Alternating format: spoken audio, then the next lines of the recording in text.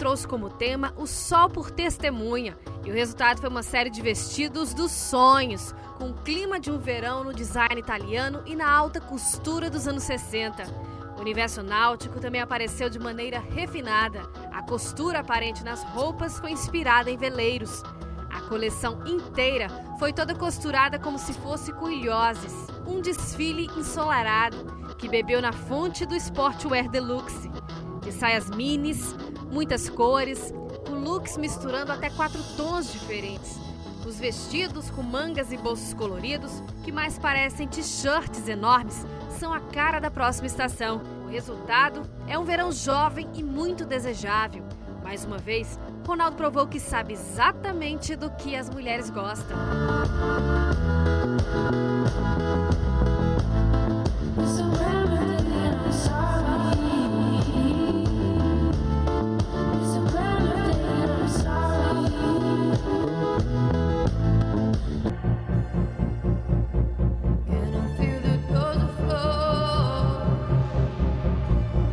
Em sua segunda participação no São Paulo Fashion Week, o estilista de moda festa Rodrigo Rosner apostou no branco-prata, com franjas de brilhos, plumas e plumas.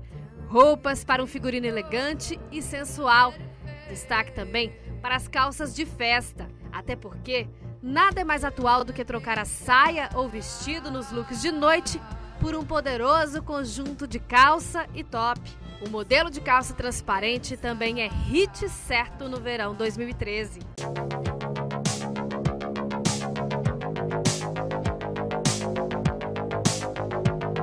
Glória Coelho aproveitou que os terninhos estão em alta para trabalhá-los à sua maneira, dedicando a primeira parte do desfile para mostrar combinações entre calças e tops variados. A silhueta é sequinha, com barra das calças levemente abertas e blazers e jaquetas cropped.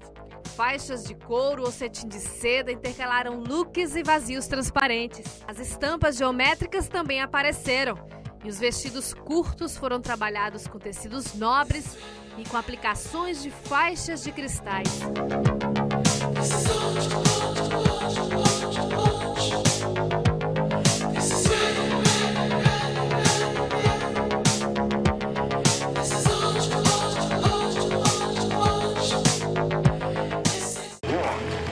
Much is announced at the White House.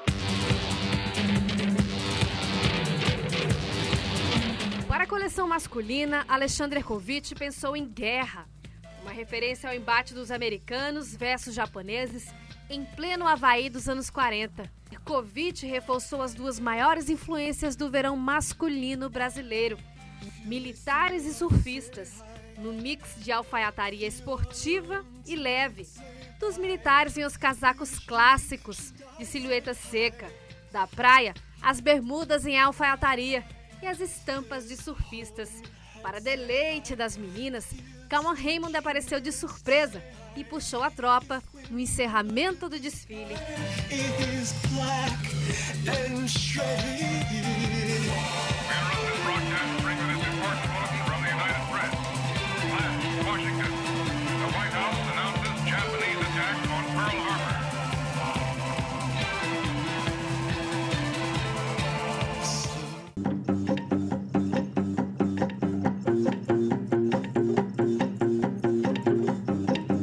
Vitorino Campos estreou no São Paulo Fashion Week, apresentado como novo talento no prêt-à-porter nacional. A assinatura da marca é chique e com glamour de cinema. A coleção é feita com tecidos da alta costura e silhuetas clássicas. O estilista mostrou o que deve se esperar de uma mulher impecável, desde o corte perfeito ao comprimento das peças midi. Vitorino apostou no tafetá com referência aos anos 50. A Lady apareceu em detalhes como os óculos retrôs e nas transparências. Destaque para o corte das peças impecável.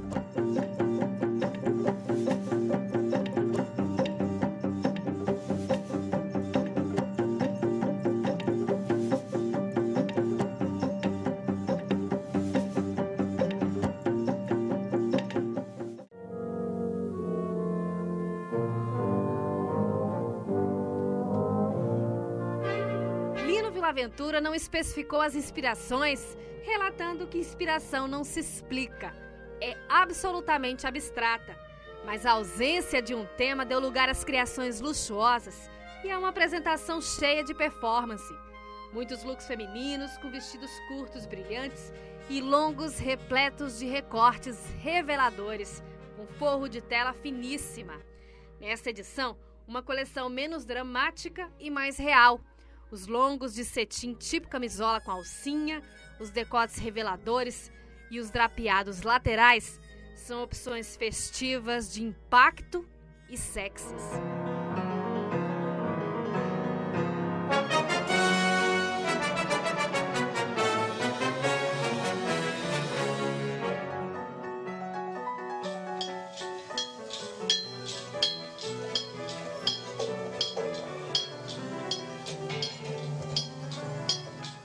Alex, quinto dia aí com o Reinaldo Lourenço abrindo o line-up. O que você achou desse desfile? Mais uma vez o desfile dele, né, também que sempre ocorre off Bienal, já é uma tradição, ocorre na FAAP, que é a Faculdade Super Tradicional lá de São Paulo, e que é um desfile também um dos mais esperados, né? Ele é um dos principais criadores também, né, da moda brasileira. Dessa vez ele foi um dos muitos estilistas que usou uma referência mais cultural, né, para compor essa coleção. Ele usou como referência um livro chamado O Sol por Testemunha, que é um livro de uma escritora americana chamada Patricia Highsmith Smith, que é conhecida aqui, assim, na cultura pop em geral por apresentar aquele personagem, né, o talentoso Ripley. Então ele soube traduzir essa referência aplicando para moda, que a história se passa nos anos 60, então ele trouxe todo esse estilo, essa indumentária dos anos 60. Então, apesar da gente ver, né, essa referência da tendência sendo inserida, a gente viu que é um apelo mais clássico também, né, dos anos 60, essa coisa das cores mais clássicas, vermelho, branco, azul, looks mais sequinhos também, mais clássicos, que podem ser usados, que não ficam tão datados para a próxima temporada, eles podem ser usados durante mais tempo. Glória Coelho trazendo aí terninhos, né? Propôs terninhos para o verão. O que você achou desse desfile? Conjuntinhos também, né? Que é uma tendência também, uma tendência de inverno que já que é importada para o verão. Uma coisa interessante da Glória Coelho que eu achei foi a questão que ela simplificou um pouco, né, o visual dela. Ela vinha propondo coleções que eram facilmente identificáveis, né? Isso aqui é da Glória Coelho. Eu acho que é uma coleção, para mim, pelo menos que é uma das mais marcantes dessas últimas edições de Fashion Week, foi uma que ela se inspirou na obra daquele arquiteto, do Frank Gehry, que fez os museus Guggenheim, né, de Bilbao e de Nova York, que eram roupas arquitetônicas, a gente via aquele trabalho, né, da construção da peça. Dessa vez ela continua trabalhando esse tema, essa visão arquitetônica da roupa, mas sobre um viés mais simplificado. A gente sabe que tem uma crise econômica mundial, né, que está assolando a Europa, que provavelmente vai chegar no Brasil também. Então os estilistas eles estão preocupados em propor roupas que não fiquem tão datadas, que é uma tendência muito forte dessa temporada e que na próxima temporada já você não pode usar porque é uma coisa muito datada. Não, eles estão procurando propor roupas que sejam mais atemporais, que você possa usar durante um longo período de tempo.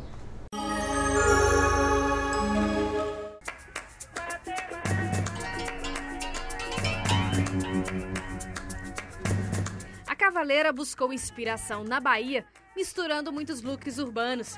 A locação do desfile foi um ferro velho na Moca. No cenário foi apresentada uma coleção com peças utilitárias, pegada rock and roll e motocross. Uma verdadeira declaração de amor à vida nas cidades. Muitas camadas de tecido sobrepostas e mais compridas na parte de trás. O grande mix de materiais, formas, estampas e cores resultou em uma coleção cheia de contrastes. Além do branco total, o candomblé urbano da grife teve direito a uma série dourada e a mistura brasileiríssima de verde e amarelo. As peças chaves da marca são as bermudas ciclistas e jaquetas esportivas.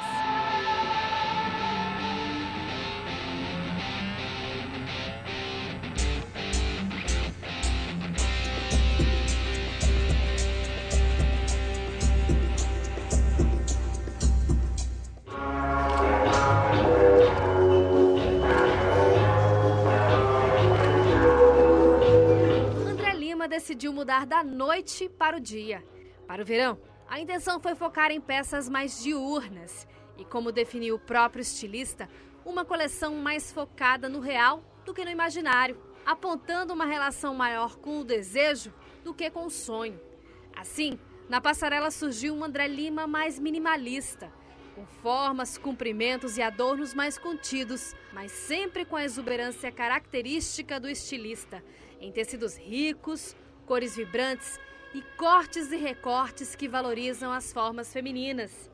Não faltaram à apresentação os babados, as estampas poderosas e os tecidos ricos que são a cara da grife.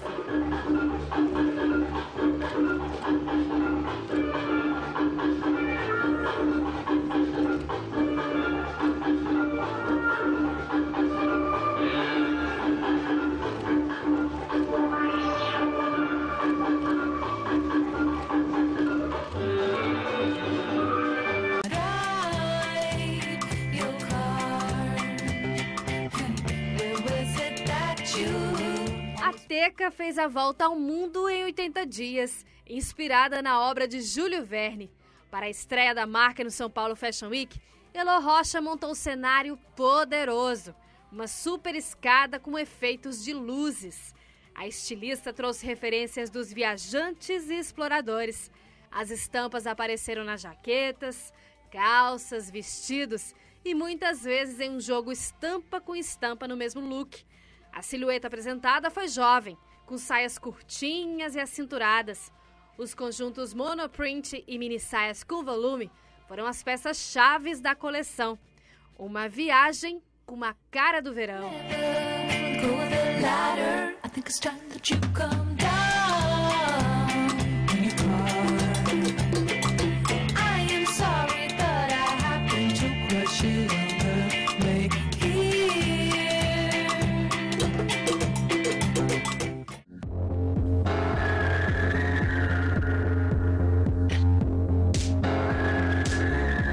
Fernanda Yamamoto promoveu o encontro bem-sucedido da geometria de Hélio Oiticica com o rosa intenso das obras do arquiteto mexicano Luiz Barragán.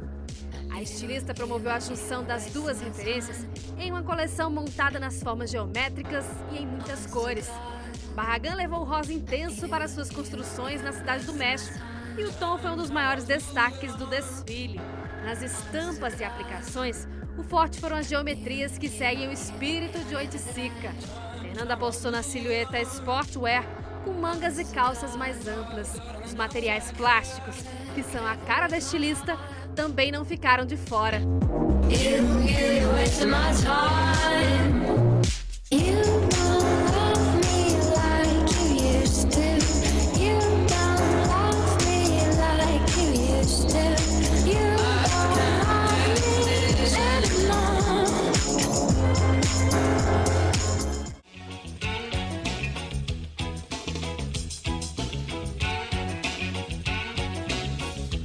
Amapu é conhecida pela moda fresca e divertida e desta vez a coleção foi inspirada nos drinks tropicais, com direito a guarda-chuva de papel gigante e tudo. Muitas estampas artes e coloridas, a exemplo dos prismas que refletem todas as cores do arco-íris. Destaque para os comprimentos super mini, equilibrados por tops volumosos. Desfile pontuado pela mistura de luxo e diversão.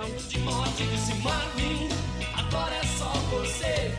E não vai adiantar, chorar vai me fazer sofrer. 'Cause there are some nights I hold you close, pushing you to hold me, or begging you to... O estilista de moda festa Samuel Sirnansky foi responsável por fechar a Semana de Moda Paulistana. Samuel adotou como referências as ninfas, abissais, peixes e arte nouveau. Foram 3 meses para a finalização da coleção, que teve 90% do trabalho feito à mão. Destaque para o tule sobreposto em camadas, como se fosse um milfolhas. Samuel propôs vestidos com tops ajustados ao corpo e saia longa e solta, muitas vezes deixando a silhueta das pernas visível e no caminhar das modelos, revelando hot pants bordadas de pérola. O estilista não economizou nos bordados elaborados de mini pérolas e madrepérolas, rendendo looks femininos e especiais. Os vestidos mais pesados apresentados foram os 2 modelos para noivas, que apareceram em versão nude e em shape A.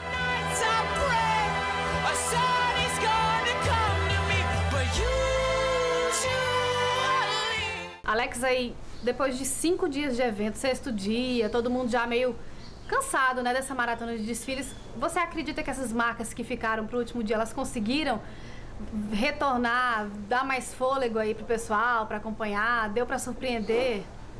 Eu acho que sim, porque na verdade são propostas diferentes, foram marcas muito diferentes. Desde a Cavaleira, que é uma coisa mais comercial, com esse espírito mais rock, até outros estilistas como a Fernanda Yamamoto, por exemplo, que já tem uma visão que é completamente oposta. Então eu acho que essa mixagem desses estilos tão diferentes acabou tornando, né, esse dia interessante. Apesar pra gente, né, que acompanha desde o primeiro dia, que na verdade é uma maratona, fica um pouco cansativo, mas eu acho que para quem vê os desfiles, para quem assiste até pela TV em casa mesmo, eu acho que você consegue passar essa multiplicidade de visões. Alex, e a Fernanda? O que você achou do desfile da Fernanda Yamamoto? Eu achei bem bacana, né? E mais uma vez essa referência cultural rica. Ela trabalhou, se inspirou no trabalho do Hélio de Sica, né, que é um artista plástico brasileiro super famoso, e do Luiz Barragán, que é um dos mais importantes arquitetos mexicanos também, que tem em comum essa coisa do trabalho deles. A Fernanda, ela é conhecida, né, por essa constante reinvenção que ela faz, né, de técnicas de confecção milenares, e também pela constante pesquisa de novos materiais, novas formas. E a gente viu isso mais que nunca nessa coleção. A gente viu looks que brincavam com formas, com texturas, sempre com essa coisa mais geométrica também. As estampas eram coisas mais geométricas, até ponto de a gente ver, na maior parte dos looks, só os traços geométricos.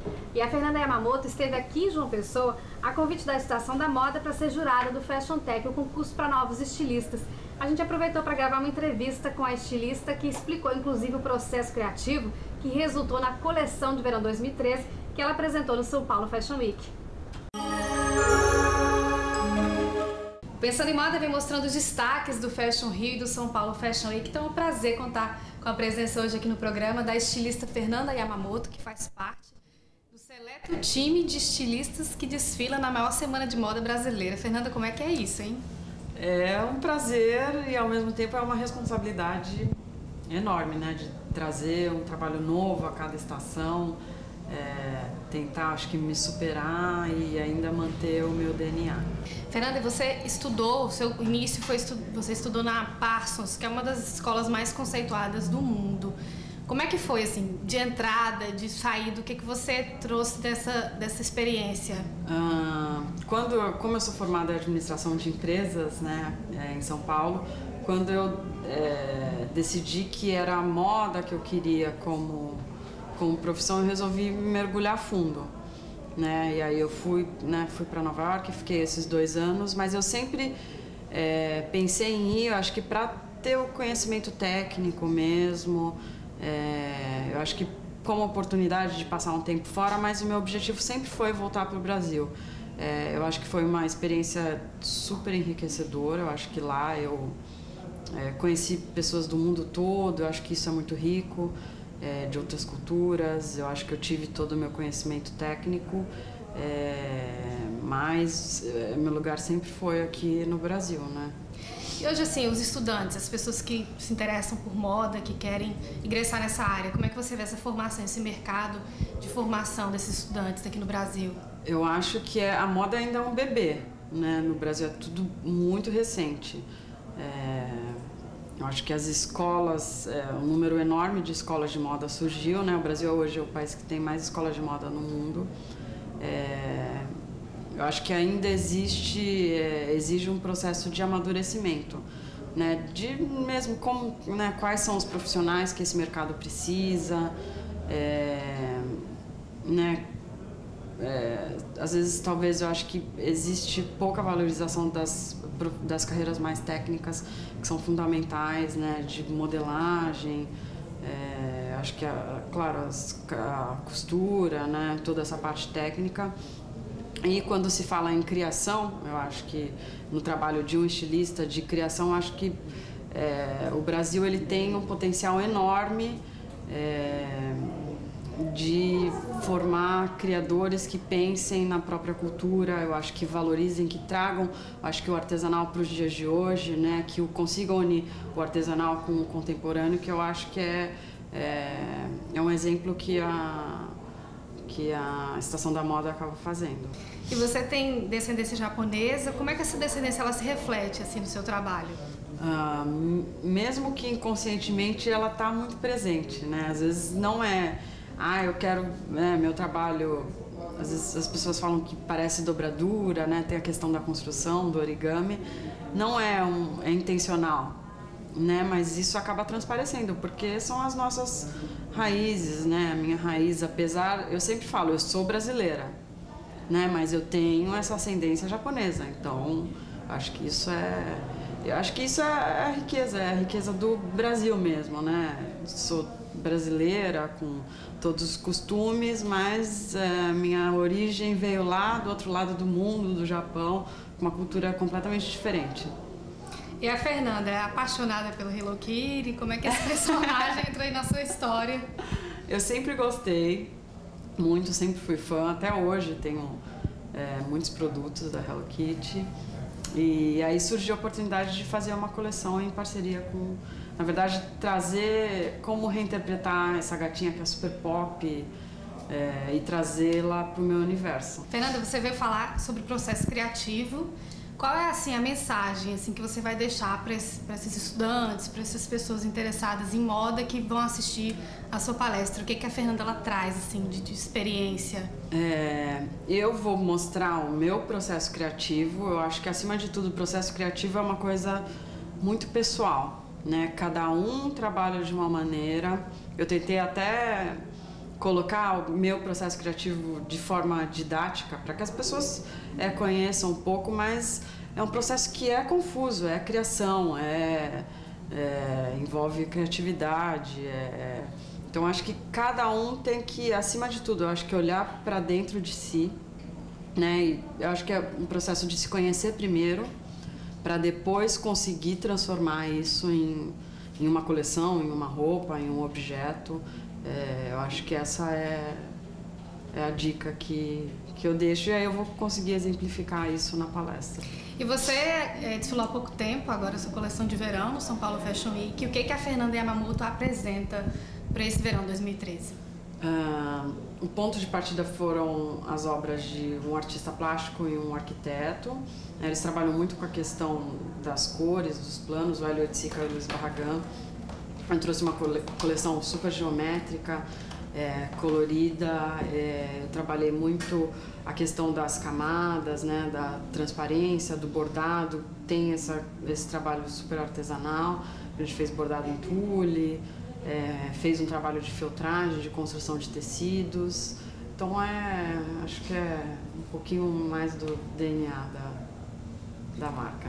Fernanda, prazer ter você aqui no Pensando em Moda, um nome como o seu, assim, que é referência, principalmente nessa moda que não copia, que não reflete, que não vai muito naquela coisa repetitiva. Acho que é um prazer te conhecer também, parabéns, e que Fernanda cresça ainda mais aí. Obrigada, o prazer foi meu.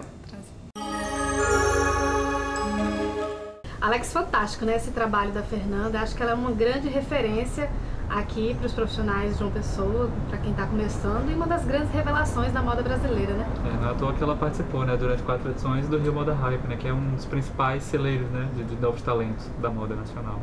A gente viu aí as tendências dos 31 desfiles do São Paulo Fashion Week. Alex, eu queria agradecer a sua participação mais uma vez aqui no Pensando em Moda. Você com todo esse background, essa bagagem que você traz já de coberturas de Semana de Moda. Muito obrigada, volte sempre aqui. Inxalá.